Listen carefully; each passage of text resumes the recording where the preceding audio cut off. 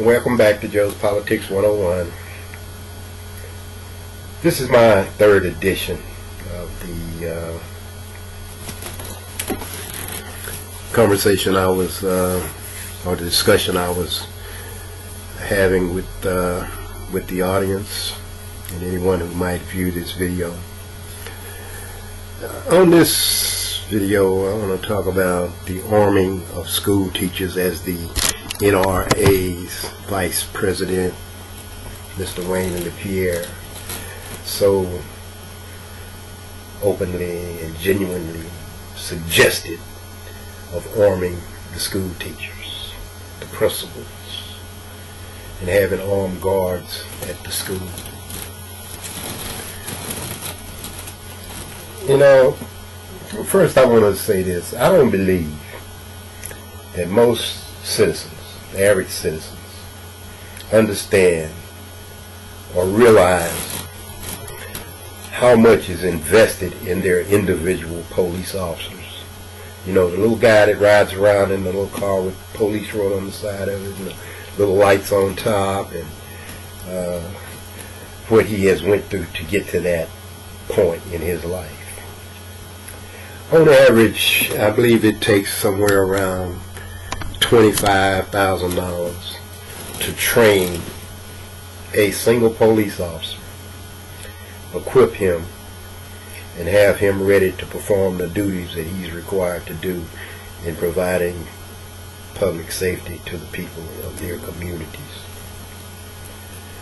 A state police officer probably spends more than that because their schooling is longer, their training is more in depth, and their requirements are higher, more closer to a military level of training for state police.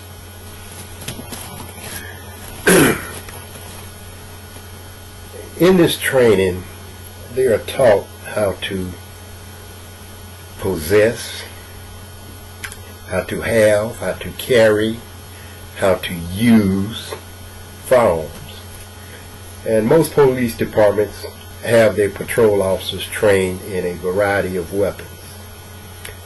Anything from the sidearm that they carry, Glock 40 or whatever it might be, a shotgun, a semi-automatic or automatic, AR-15, M16, Mac 5, whatever type of assault weapon that they may train them on for whatever situation they come, and they're only to be used in those extreme situations where nothing else is working. The idea that Mr. LaPierre floated at his news conference, which everybody knew he was going to come out and say something about more guns in the hands of good guys would prevent the bad guys from creating havoc in the community or in the school.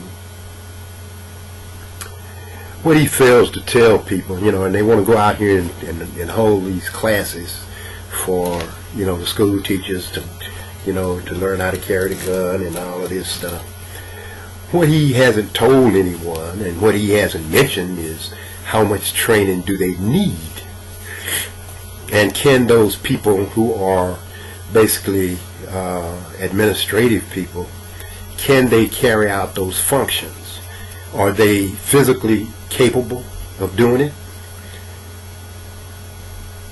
You know, to clear a building as a police officer, it's intense, it's physically demanding, it's mentally demanding, and it takes a lot of control, a lot of self-control of nerves, adrenaline, and understanding of what you need to do at each turn, at each step,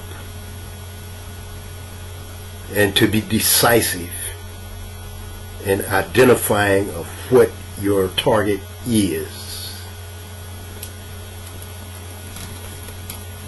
It's just as easy for a untrained person to turn a corner and shoot an innocent bystander,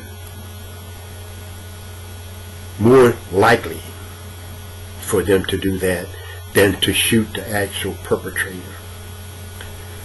If you understand anything about the usage of a firearm, and if you've ever fired one or target practice with one or had to learn, you probably know that oftentimes when you're shooting at something which you think you're aiming at,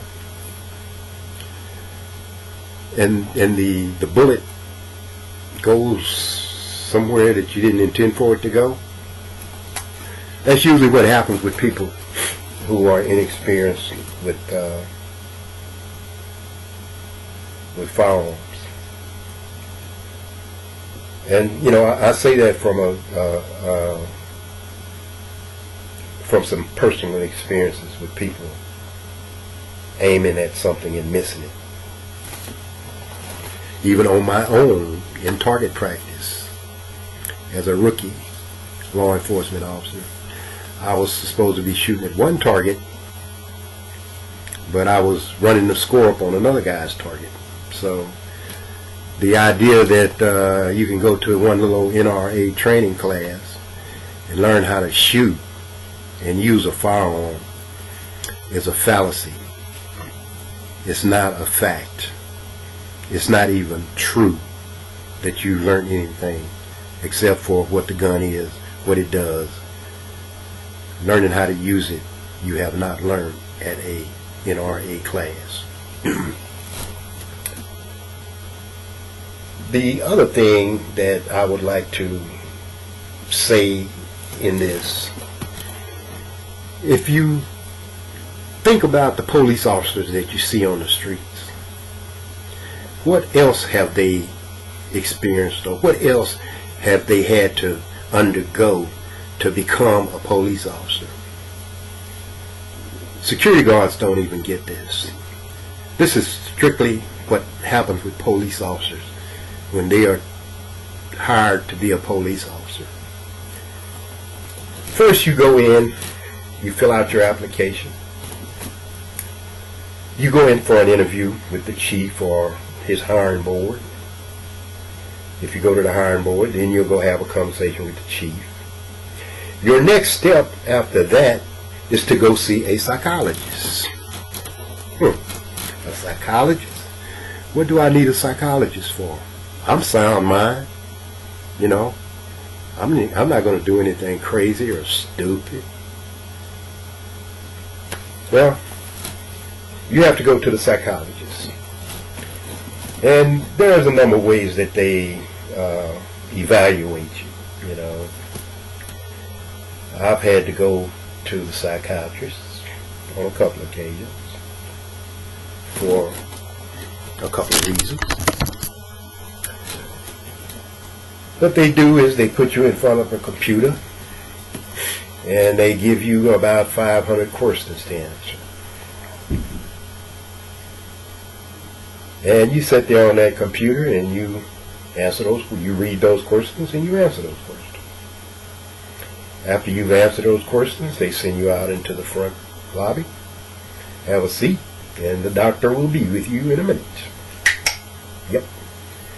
Now while you're sitting there, you're wondering about, you know, well, I wonder, man, if I might have a problem, you know, am I psychologically okay?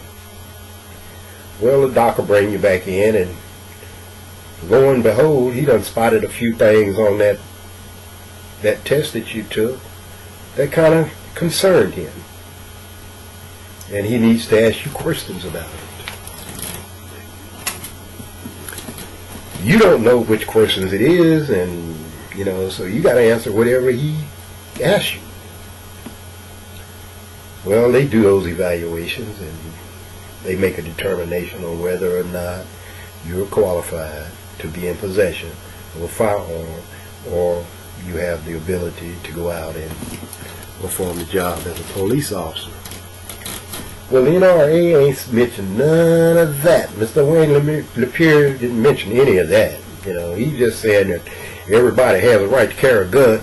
You know, everybody's not psychologically mentally equipped to carry, to possess a firearm in any form of line of duty. You know, I watched a lady on the Ed show the other night. I can't think of her name. She's from Utah, a school teacher in Utah. And from the onset, when I saw her, I got concerned. I said, this don't look like someone who could, you know, fulfill a mission of protecting a classroom full of kids. And the reason I say that is, number one, her physical being, the way she was responding to Ed shows. It made me wonder, you know, and be concerned about, you know, whether or not a person who is a probably very smart and intelligent woman who teaches school should be even handling a handgun. So, on that, you know, I thought about it. I say, now, if something did happen in the school, not necessarily in her classroom, and she has to go out and confront this individual,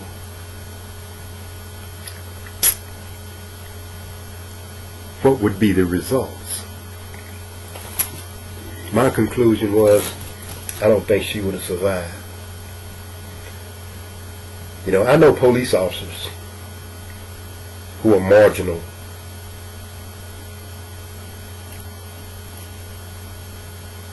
on the mental issues, you know. So why would you endanger others? The NRA wants to, you know, stick its fist in everything and say that more guns is the answer to everything. And I keep saying, guns do not protect you. Guns do not protect you from anything. And that's going to be the next subject on part 4. The false security that a gun protects you in any form or any fashion.